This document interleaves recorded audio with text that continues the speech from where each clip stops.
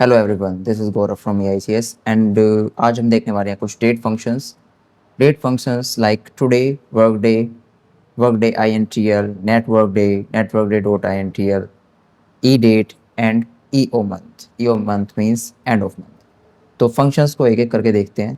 इनमें से काफ़ी सारे फंक्शन आप डेली बेसिस पे यूज़ करेंगे। फॉर एग्जांपल टुडे का फंक्शन हो सकता है एंड कुछ फंक्शंस पहले से आपको आते होंगे, पर हम एक सीरीज़ यहाँ पर कंटिन्यू कर रहे हैं जिसमें सिर्फ हम स्टार्टिंग में फॉर्मूलेस कंटिन्यू करेंगे, किस तरीके से हम फॉर्मूले को यूज़ करते हैं एंड उसके बाद में हम एक एक करके जो ऑप्शंस हैं हमारे बाकी के उन पे हम आगे बढ़ते जाएंगे। Basically it is basic to advance. So first function है हमारा यहाँ पर टुडे। टुडे फंक्शन में हमें ज़्यादा कुछ नहीं करना होता, सिंपली हम यहाँ पर टाइप करेंगे equals today and bracket open and close. तो ये फंक्शन हमें देता है यहाँ पर डेट, जो आज की डेट यहाँ पर चल रही है। अब मेक श्योर कि हमारा जो लैपटॉप है या फिर जो हमारा कंप्यूटर पीसी है उसके अंदर जो डेट है वो एग्जैक्ट सही चल रही हो, क्योंकि टुडे जो फंक्शन जो हमें डेट प्रोवाइड करता है वो डेट बेसिकली वही डेट होती है जो हमारे कंप्यूटर के अंदर चल रही होती है। तो जैसे जैसे उसके अंदर डेट चेंज होती आती है तो टुडे का फंक्शन उसको ऑटोमेटिकली अपडेट करता रहता है। तो इस फंक्शन को हम यूज़ कर सकते हैं, पर उसके लिए जो हमारा लैपटॉप या फिर जो हमारा सिस्टम है उसकी डेट भी सही होना ज़रूरी है। नेक्स्ट यहाँ पर ऑप्शन है work day. Work day basically होता क्या है, वर्क डे के अंदर हम देखते हैं कि कितने टाइम में हमारा काम कंप्लीट हो जाएगा। फॉर एग्ज़ाम्पल अगर आज की डेट 15 है और मैं इसको टारगेट देता हूँ कि 20 दिन के अंदर कोई काम कंप्लीट कर देना है, तो उस 20 दिन के बाद में मतलब कि वो एक्चुअल डेट क्या होगी, आफ्टर 20 डेज़ वो एक्चुअल डेट क्या होगी।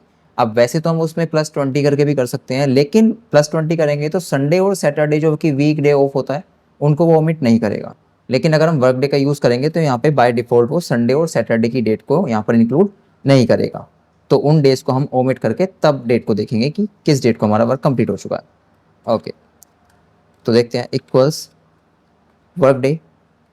अब यहाँ पर फर्स्ट पूछा हुआ है स्टार्ट डेट, तो स्टार्ट डेट मैं यहाँ पर ले लेता हूँ एंड उसके बाद में कोमा लगाने के बाद में कितने डेज़ में वो वर्क कंप्लीट हो रहा है, तो मैं यहाँ पर 20 टाइप कर देता हूँ कि 20 डेज़ के अंदर वो वर्क मेरा कंप्लीट हो जाएगा।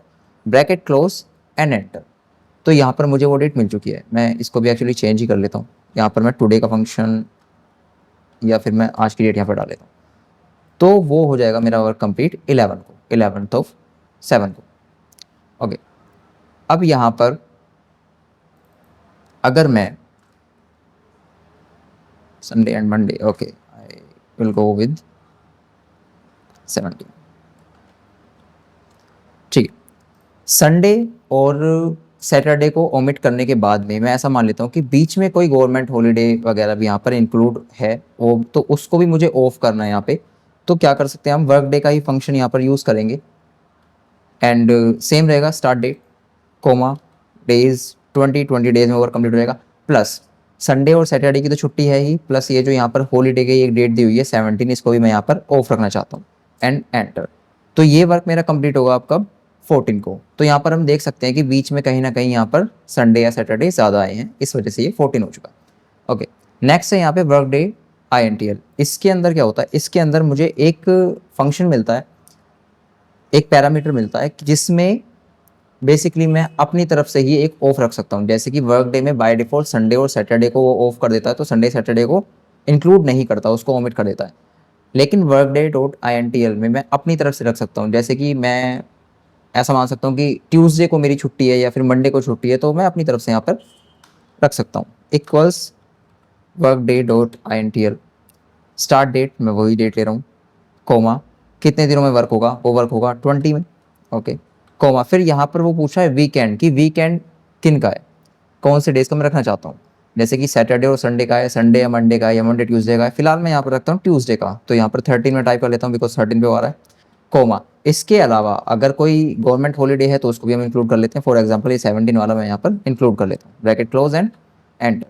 अच्छा, एक याद रखने वाली बात ये है कि क्योंकि इनके फॉर्मेट होते हैं और ये अभी किस में लगा हुआ है, ये जनरल फॉर्मेट में लगा हुआ है। If you can see here, wait a second,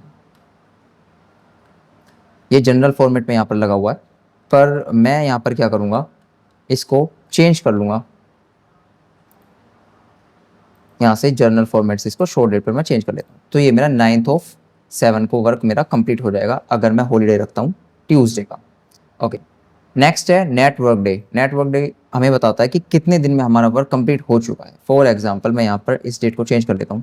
यहाँ पर एक मैं डेट टाइप करता हूँ ज़रा, 17, ओके, 09/07 एंड 2025, ये मैंने यहाँ पर डेट टाइप कर ली है।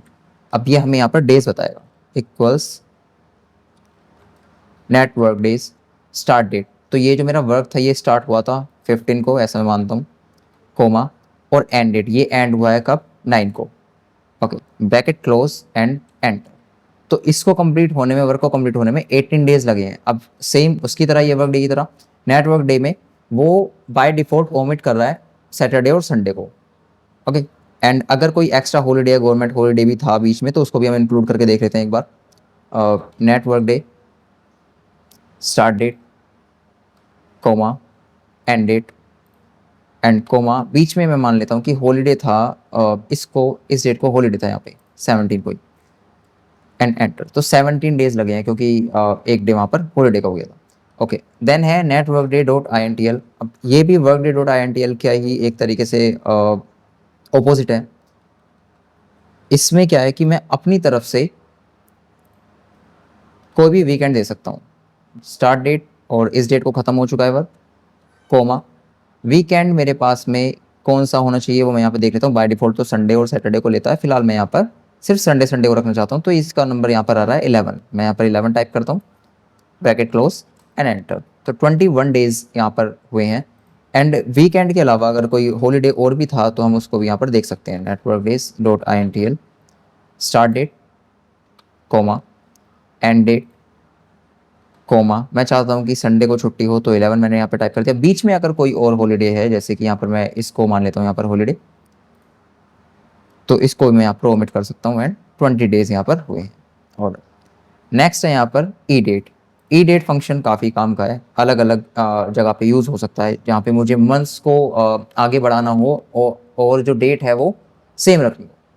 तो ई डेट करता क्या है बेसिकली, जैसे कि मैं यहाँ से एक डेट ले लेता हूँ। अब इस डेट को ही वो रखेगा, यहाँ पर डेट सेम रहेगी लेकिन मैं इससे मंथ चेंज कर सकता हूँ। जैसे कि यहाँ पर 10th और यहाँ पर मंथ कौन सा है, 6th है। मैं कोमा लगाकर यहाँ पर, अगर मैं यहाँ पर 0 टाइप करता हूँ तो यही वाला मंथ रहेगा। अगर मैं यहाँ पर 1 टाइप करता हूँ तो इससे नेक्स्ट वाला मंथ आ जाएगा, मीन्स 6 मंथ की जगह पे यहाँ पे 7th हो जाएगा। अगर 2 टाइप करता हूँ तो 7 की जगह पे 8 हो जाएगा। दैट मीन्स कि जितने भी मैं यहाँ पर नंबर डालता जा रहा हूँ उतने ही मंथ्स को आगे आगे बढ़ाता जाएगा। एक एग्जाम्पल देख लेते हैं, 1 0 एंड यहाँ पर 6 है और यहाँ पर हो चुका है 7। ओके, अगर मैं यहीं पर टाइप करता हूँ ई डेट करके, start date, comma, 2, bracket close, enter, तो यहाँ पर फॉर्मेट चेंज कर लेता हूँ। यहाँ पर हो चुका है 8। दैट मीन्स कि जो भी मैं यहाँ पर नंबर डाल रहा हूँ उतने ही मंथ्स को आगे बढ़ता जा रहा है। नेक्स्ट है यहाँ पर ईओ मंथ। ईओ मंथ होता है end of month. End of month, basically this function